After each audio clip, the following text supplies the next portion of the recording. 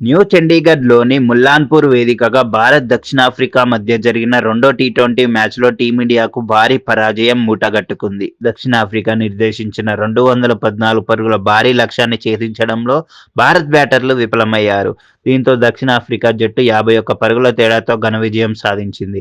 214 పరుగుల లక్ష్యంతో బరిలోకి దిగిన భారత్ 19.1 ఓవర్లో కేవలం 162 పరుగులకు ఆలౌట్ అయింది. భారత్ ఇన్నింగ్స్‌లో శుభ్మన్ గిల్, అభిషేక్ శర్మ, కెప్టెన్ సూర్యకుమార్ యాదవ్ పూర్తిగా విఫలమయ్యారు. తొలి ఓవర్లోనే గిల్ డకౌట్ అవ్వగా సూర్యకుమార్ యాదవ్ కూడా స్వల్ప స్కోరుకే పెవిలియన్ చేరాడు. ఇలా ఒకవైపు వికెట్లు వరుసగా పడుతున్నా తెలుగబ్బాయి తిలక్ వర్మ ఒంటరి పోరాటం చేశాడు. కేవలం 34 బంతుల్లో 2 ఫోర్లు, 5 సిక్సర్లతో 62 పరుగులు చేసి జట్టును ఆదుకోవడానికి ప్రయత్నించాడు. కానీ మిగిలిన బ్యాటర్ల నుండి సరైన మద్దతు లభించలేదు.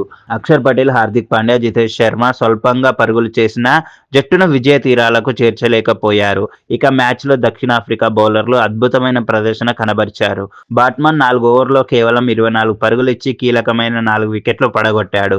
లుంగి ఎంగిడి, మార్కో జాన్సన్ చెరో 2 వికెట్లు, లూతో సిఫామ్లా 2 వికెట్లు తీసి భారత్ బ్యాటింగ్ను కుప్పకూల్చారు. మొదట బ్యాటింగ్ చేసిన దక్షిణాఫ్రికా క్వింటన్ డికాక్ విధ్వంసం కారణంగా 213 భారీ స్కోర్ సాధించింది. భారత్ బౌలర్లలో వరుణ్ చక్రవర్తి మాత్రమే పర్వాలేదనిపించాడు. భారీ లక్ష్యాన్ని ఛేదించడంలో టీమిండియా పేలవమైన ప్రదర్శన కనబరిచింది. దీంతో 5 మ్యాచ్ల సిరీస్ ఇప్పుడు 1-1తో సమమైంది.